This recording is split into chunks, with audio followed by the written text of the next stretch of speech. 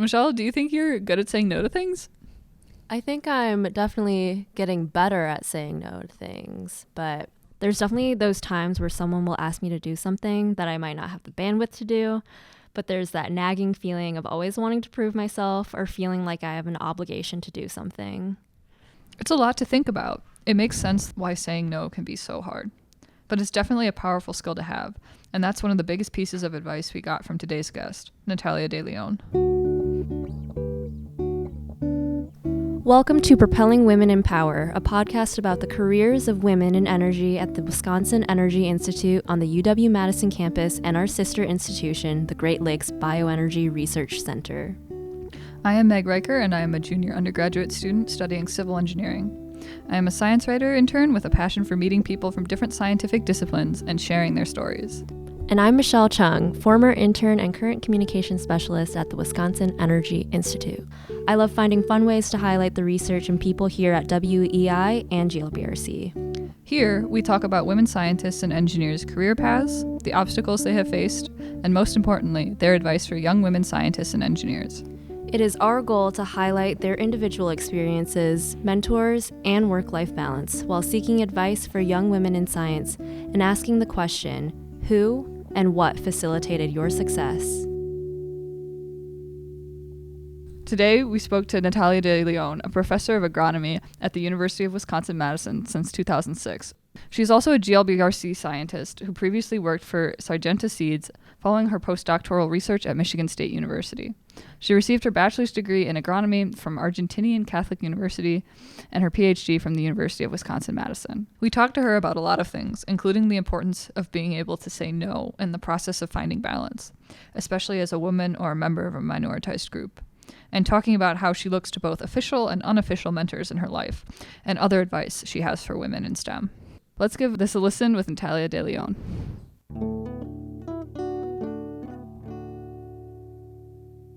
Natalia De Leon. I am originally from South America, so I did my undergrad in agronomy in South America and then came to the U.S. to do my graduate career in my field is in plant breeding and plant genetics.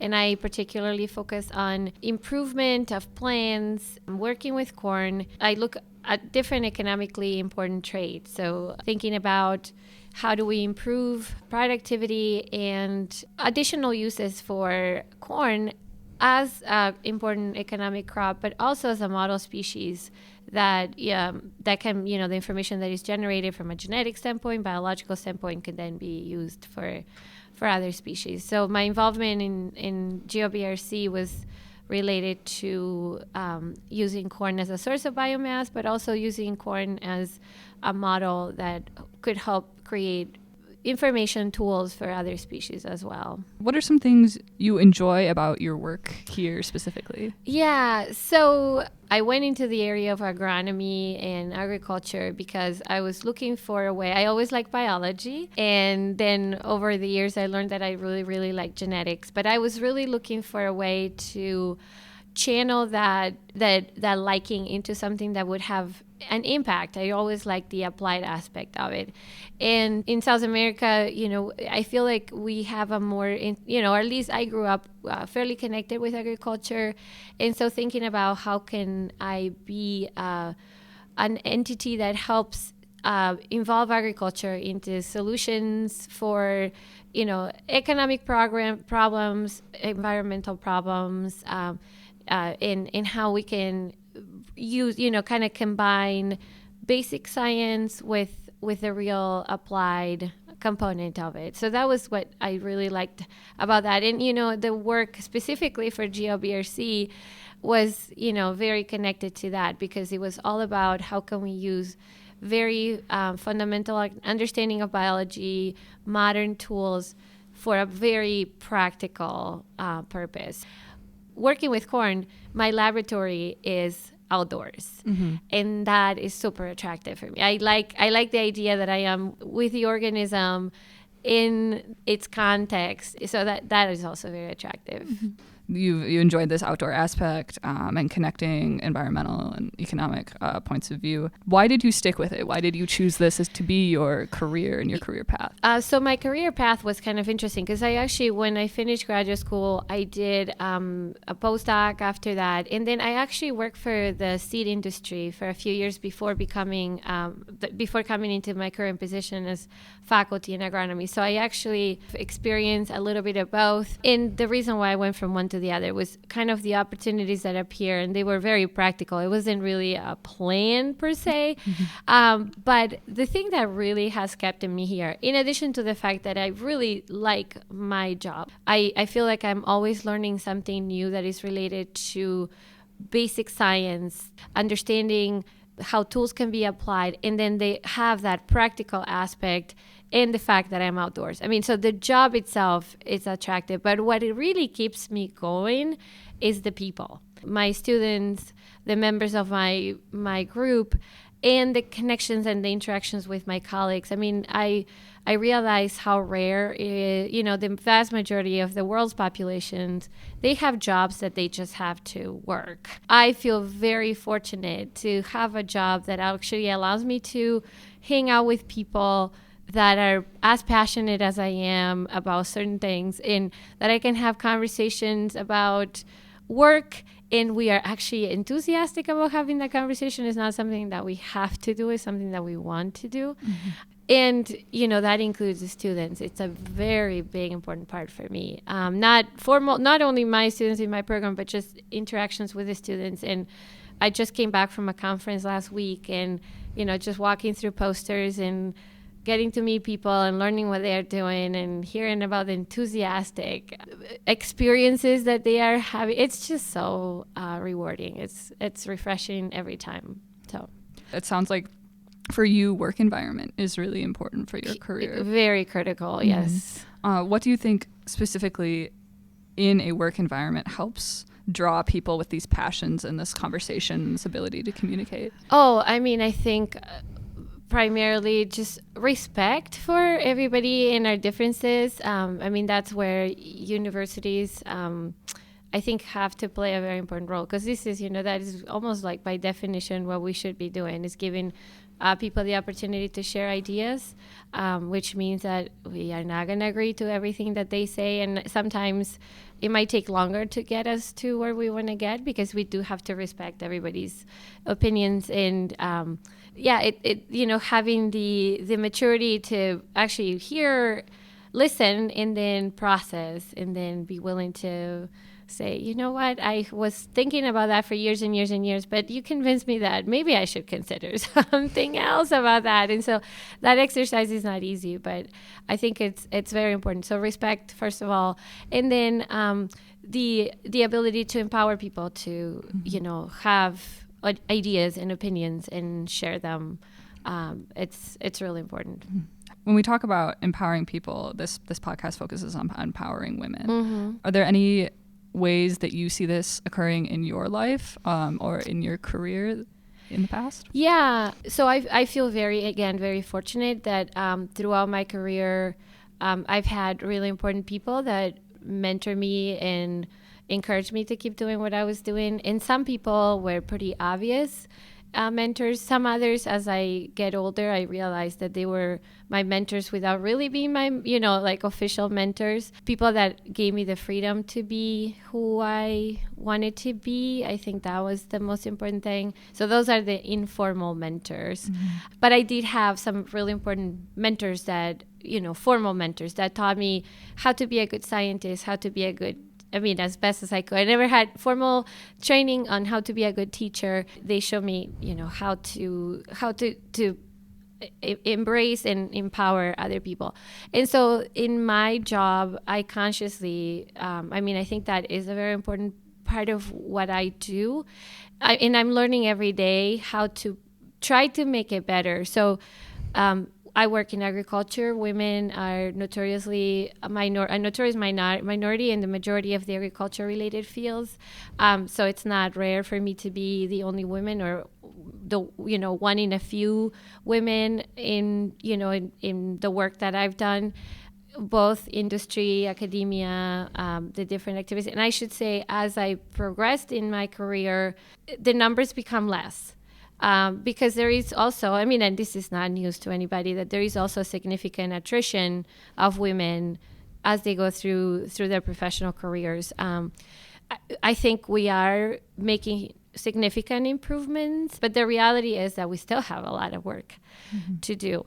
So what I do is always be present. I think it's like anything in life, 99% of it is just being there. And then I think my biggest two messages to anybody that I mentor, but especially women, is believe in yourself. And that sometimes is hard to do. Don't try to be perfect, because that's also another common misconception that, we feel like in order to be impactful or be meaningful, we have to be perfect. No. And then just being there in the little things. Sometimes I realize how important it is if a student of mine is giving a presentation, 5 minutes before the presentation, look in the eyes and say, you can do this. So that is one. Believe in yourself and don't feel like it has to be perfect. From a practical standpoint, women will be asked, because we sometimes, especially in agriculture in my world, we tend to be minority. We get asked to do a lot of things. So the second biggest thing that I've learned over time is that it's almost like an everyday decision making. Where should I invest my energy? Where should I invest my time? And I think for women, that is especially hard. So how to decide what are the places that would have a greater potential to be beneficial to you? And then when there are the times that doesn't feel like it is the best fit or something that would really be beneficial, to empower those women and anybody really to just say no and not feel guilty about it. And that, like I said, it will come in big decisions, and it will also come into small decisions. At some point, I need to leave the workplace and go to my house. I shouldn't feel guilty to say, this is important for me. And so I realize over time how hard that is and how important it is, because it's like a on-time kind of process that you're making decisions, and those decisions are important, and every little one will have consequences. So I've tried to talk about that with my students and people around me. So how do you decide when to say no and when to take something on? Well, that's a great question. It's hard. One of the things that I have learned to do is I try not to give answers immediately. Like I had a tendency in the past that if somebody would ask me something, I felt obliged to just on the spot make a decision. And I learned that that's really not a good idea. So having just a little bit of time to think about it and maybe consult with somebody else if you have that ability has helped me sort of see, things from outside, and has helped. Another thing that popped into my head when you were talking about that is fatigue. So evidently this is a way to kind of make sure that you don't get too fatigued. Yes. But another thing that I've been thinking about recently, and I think I've talked with Michelle about this, is how do we ensure that the women or minoritized groups that we talk to don't get too fatigued or burned out talking about their experiences, and when should we just take their advice and move forward with that instead of just continually asking for advice? Yeah, I mean, that's a very, very big and important issue, and one that I struggle a lot. So in order to promote women and minority, we are having them participate more in activities, and it's a huge responsibility. So first of all, when I invite somebody for something, I always start by saying it is totally okay to say no. I would never be offended. I want you to feel like it is your right. I'm inviting you because I would love to have you participate, but please feel free to say no. The other thing is that I try as much as possible to figure out ways to compensate people for that effort. It's not always possible. Monetarily is one way. So if you're inviting somebody to give a talk or give a presentation, but even more so if you're asking somebody that is very busy and it's going to be putting a lot of mental and emotional involvement into a presentation, because all of these conversations can be quite draining. It could be money, but it could be also, if you're going to come here, I can connect you with people that could, help you in certain things, or ask, is there anything that would help you? It's not always possible. Women, I have to say, is one of the easiest categories to sort of say, okay, I want to work on promoting women. So it's more obvious. It's a bigger population. It's a bigger population. It's more obvious. People walking on the street, they might be underrepresented minorities for different things that are not necessarily obvious. So how do you give the opportunity for people to really share what is important to them? And so I have become really sensitized to the fact that there is the obvious and then there is everything else. Sometimes everyone's been the only person of their type in a room, absolutely. but you might not think about it. Even like men, I'm sure there's something that keeps them. There's a characteristic that makes them the only one of themselves. Yes, and I have this memory of actually a friend of my dad. I was having this conversation, and a white male. He had lost his job at the age of 61 and didn't have really good retirement plans. And so I remember, just kind of, he said he was forced to retire and he felt like the minority in the setup that he was, So I remember, it was one of the first times that I have the recollection of thinking, it's like, oh, I would have never thought that you felt marginalized because you were a more senior person.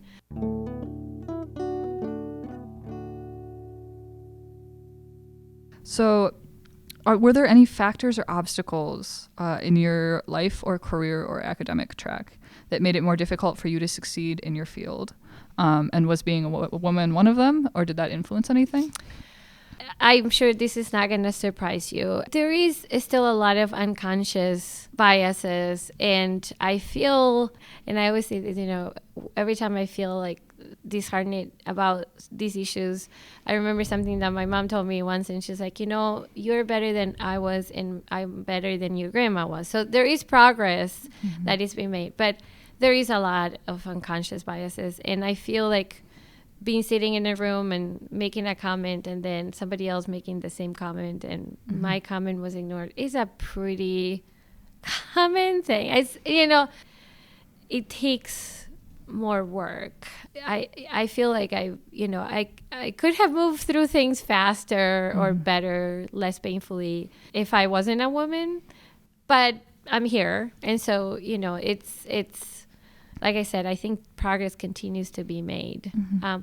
We see more women coming into positions. I think there are more representation of women in most fields, more assistant professors and associate professors, more associate professors than full professors. And in industries, the same thing. We don't have as many female CEO, 500, whatever, Fortune CEOs, but there is more than there were 10 years ago. Yes. So as we see, as you go farther up the pipeline, we are seeing more women, but it's still kind of like a pyramid. Yeah, very, very sharp pyramid. Yeah. Yes. How do we retain women and minoritized groups in these roles, or how would you approach it if you had a say in it? Well, and I think it's a little bit like we talked about when you invite people that are feeling fatigue. I think women and minorities, especially in those positions, the more we can acknowledge that, and one sort of myth that I think needs to be at least considered is that the best mentor for a woman is not necessarily a woman. The best mentor for a particular underrepresented minority in an organization is not necessarily an individual from that same underrepresented minority. We are not making us a favor if we, kind of follow that path. We really have to make sure that we engage the entire society. There will be margins of the society that we will never be able to engage. But there are big portions of the society that can contribute. We can't alienate anybody. I think it's the same things. We need to acknowledge those individuals that are representing a certain group in certain situations and try to value that participation by highlighting it, by saying, what can I what can I do for you because you're doing something that is very special.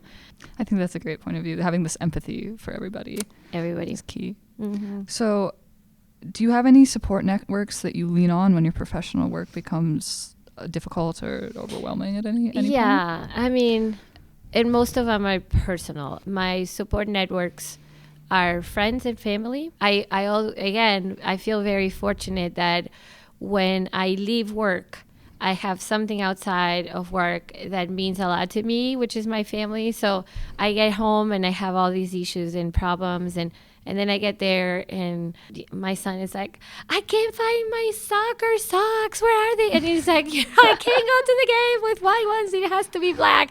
And whatever the huge problem I had just turns into nothing because I need to find the black pair of socks. And so having that balance, it's with kids. And I've also learned to also take time for friends because, work is very busy, family is very busy. And I've realized that I need to also have something for myself, my book club or my, time to exercise. And because that is also a way to maintain mental sanity. When I have a bad day, when I am lost, it's my family and friends that I go to. So that kind of hits on the point of work-life balance. Uh-huh. I think I'm slowly coming to that realization. you have to take time for yourself or else it's going to come for you. Well, most definitely. And I have to say, like the word balance, I personally don't like it because there's no such a thing as balance. I mean, oh my gosh. It's that daily decision making, daily, hourly. And most of all, it's I think I alluded at the beginning, not feeling guilty about that hourly, daily decisions. You have to make decisions about, okay, where am I going to invest my next 4 hours, or where am I going to invest my next day or my week? And that's how, the balance comes from that. But it's not really a balance because it's like high here, low here today, high here, low here. So you never feel like you are balanced. It's just that I think it's learning not to feel guilty about how unbalanced it would be. And then the only time that it becomes a balance is over a period of time. But that period of time for some people might be a week, for some people might be a year, for some people might be a decade. So I'm trying to find another term, and I think all it boils down to is guilt-free decision making. The thing that I also think about too is that my decisions are my decisions, but the things that I do are being seen by other people. If I don't take the time to do the things that are important, I can't just talk the talk and walk the walk. About being a role model too. Yeah, a bit. I mean, again, big words, but yeah, what people see.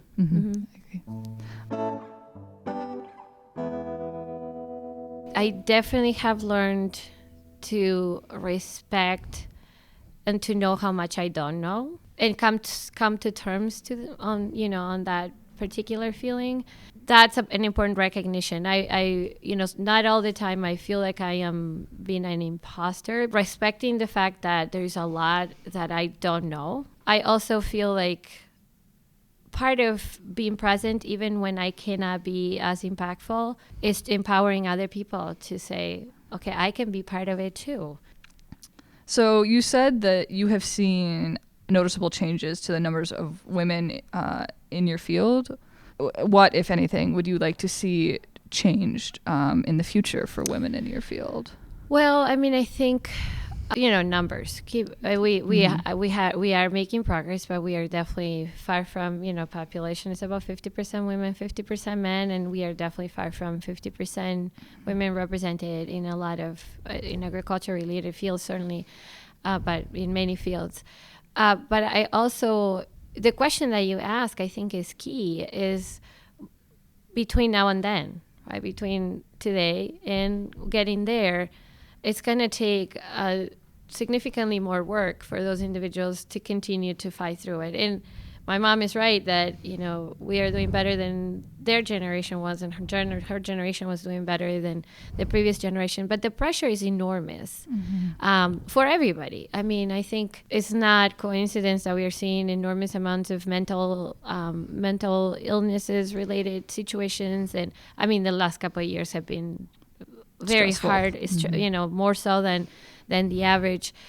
And I think part of it is because there is a lot of pressure. There is a lot of, you know, as the world advances and we are also interconnected, and anything that you do is distributed to many more people, the pressure is enormous. And so if the pressure is enormous on the average population, and I think it is, I think the pressure keeps growing because of the nature of the world, for those people that are, you know, that are represented in smaller numbers in society, in certain groups, in certain situations, that makes it even harder, right?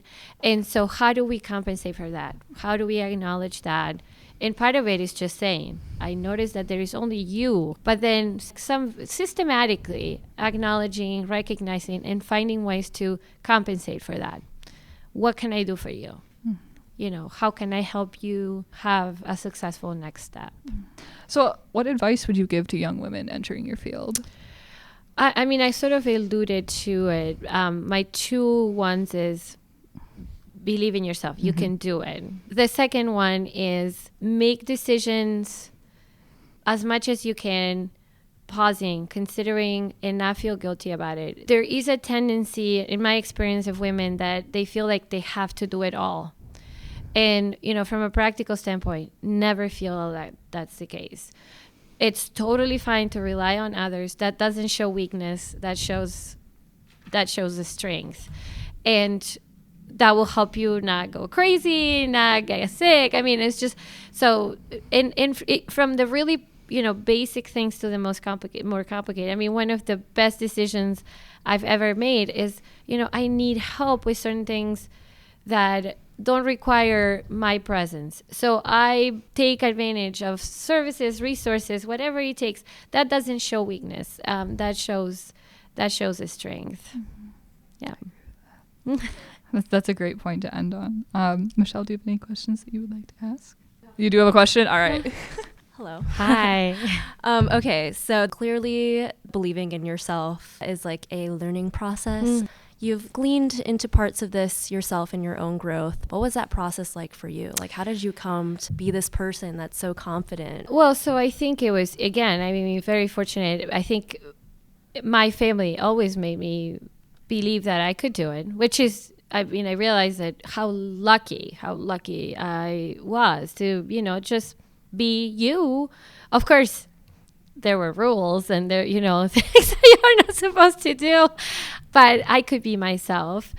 So that, you know, that was very important. And then as I started my professional career, that's what my mentors were so critical. I mean, remember I had a teacher in high school that she was the only teacher that actually would meet with you when we were getting to the end of our, you know, high school experience back in South America. And she would ask the question, you know, what do you see yourself being in the future? And she was very much like, maybe she didn't really realize all the possibilities, but she's like, oh, that sounds great. And yes, you can do it. And look at these, you know, and she would do research and, you know, find things about the world that, you know, could be helpful. And then my graduate scientific advisor was another person that from the very beginning, I remember when I started thinking about job opportunities that I will come with, you know, what I thought was the perfect fit for me. And he's like, how about this? And I'd be like, oh, that's such a shot. And he's like, no, you know, you have the no already. So why, you know, that was sort of the feeling that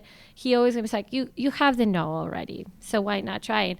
And then the other part is that not only, I mean, in all those cases, these are people that don't just told me to do it. They were there with me all the way, right? Because that you can tell anybody, oh, believe in yourself, do what you want, and then turn around and leave, right? Yeah. That doesn't work. There are those key decisions that if somebody tells you, I mean, I remember, you know, a particular situation with my PhD advisor. I was, you know, thinking in all these jobs that, you know, now looking backwards, I was like, I would have been bored out of my mind doing that job. And he's like, no, you know, just think about this other thing. And that was key. Mm-hmm. Yeah. The support along the way. Mm-hmm. The support along the way. Mm-hmm.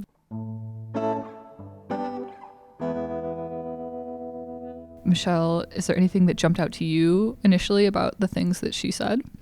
Yeah, a thing that we've brought up a lot is that minorities get asked to do a lot of things. Yes. And to have any bandwidth, you need to take a break and not feel guilty about it. Yes, that was a big thing that she discussed here, was not feeling guilty. And I think because minoritized groups, you know, are in the minority, they might feel like they are obligated to fulfill certain roles or talk about their experiences, but that can be exhausting, and trying not to feel guilty about that, because if you're doing the best you can with the energy that you have, that's okay.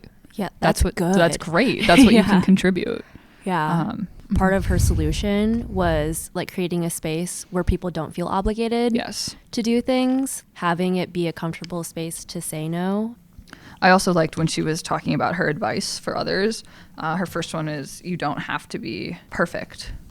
And I thought that's something that maybe we could speak to for women, especially because like trying to be perfect in all different spheres of life, like being maybe a mother and a PhD student or an undergraduate or something like that. Yeah. And she didn't like the word balance. And it's really just a matter of just like, what decisions are you going to make for yourself today? And it's going to be different every day. And that's our show. Thank you to everyone listening. We're your hosts, Meg Riker and Michelle Chung. This show was edited and produced by us and Mark Griffin. Thanks again to our guest, Natalia De Leon, a professor of agronomy at the University of Wisconsin-Madison and a scientist at the Great Lakes Bioenergy Research Center. And see you next time on Propelling Women in Power. What do you consider to be your superpower? I need to think about these. That's okay. I would have to think about it too if I got asked this. I mean, I